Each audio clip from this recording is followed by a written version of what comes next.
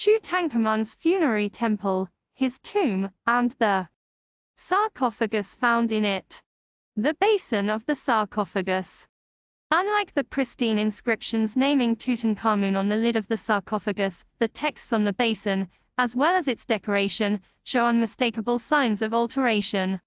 Wings were added to the arms of the figures of the goddesses who stand at the corners, and there are sporadic traces of hieroglyphs belonging to erased texts and the register lines that once bordered them.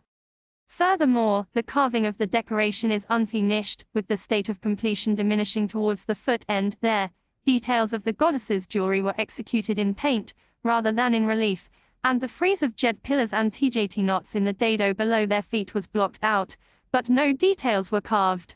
In the original design, only the goddesses' outstretched arms interrupted the texts which otherwise covered the lateral surfaces of the basin. The secondary, altered inscriptions on the basin, now named Tutankhamun as the beneficiary of the protection provided by the traditional tutelary goddesses at the corners Isis, Nephthys, Selkit, and Nith, and by the four sons of Horus, demigods associated with the internal organs removed from the corpse during mummification, who are invoked in the texts. Modified cations of the original design affected not only the inscriptions, which were erased, leaving only minimal traces of individual hieroglyphs identifiable today. The addition of wings to the arms of the goddesses effectively and significantly reduced the surface area available for reinscription. Indeed, this may have been intentional, in the interest of expediency, if the alterations were first undertaken only when Tutankhamun died.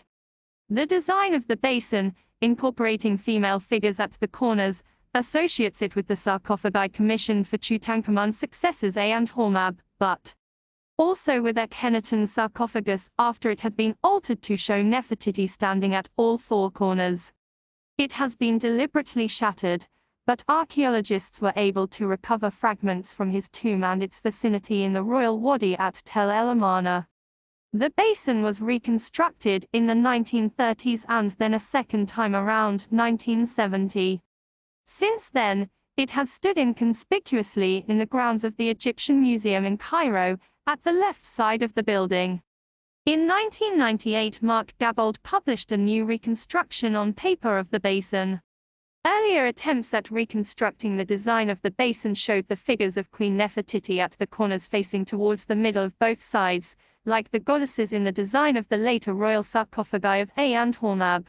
Gabold could demonstrate, however, that all four figures of Akhenaten's queen faced forward, towards the head end of the basin, just like the figures of the goddesses on the sarcophagus in Tutankhamun's tomb. Could the sarcophagus in Tutankhamun's tomb then have been made for Akhenaten very early in his reign, even before his sarcophagus that was taken along to Amarna? An argument that could be made in favor of this idea might cite the proportions of the goddesses at the corners. Gay Robbins has demonstrated that the figure of Isis at the head end reflects the orthodox canon, rather than the altered canon of proportions introduced during Akhenaten's reign, but which did not long survive him. However, the figures of Selkit and Nephthys display some features, longer necks and larger heads, which Robbins suggests could be remnants of the Amarna canon. Such anomalies may well reflect sculptors working simultaneously according to different traditions on the basin, just as the use of both sets of proportions in the decoration of the burial chamber can be explained by supposing that some painters were quicker to return to the old way of designing figures than others. Furthermore, the architectural design of the sarcophagus in which Akhenaten was laid to rest differs from that of the basin in KV62. The lid of the former includes a cavetto cornice, but in the design of the latter and of the sarcophagi of Kings Hormab and A as well, this element is incorporated into the basin. If the development of sarcophagus design was linear, it is very unlikely that Akhenaten commissioned the KV62 basin before he ordered the sarcophagus used for his interment in the royal tomb at Amarna. The architecture and decoration of the sarcophagus in KV62, which are appropriate only for the sarcophagus of a ruler place, its manufacture between Akhenaten's modified sarcophagus from the royal tomb at Tel El Amarna and those of A and Hormab. Some experts have argued that the KV62 basin was made for Tutankhamun soon after his accession, with the alterations necessitated when his name was changed to Tutankhamun. But this is unlikely, since all the texts were erased and new inscriptions carved, not just the cartouches with his personal name.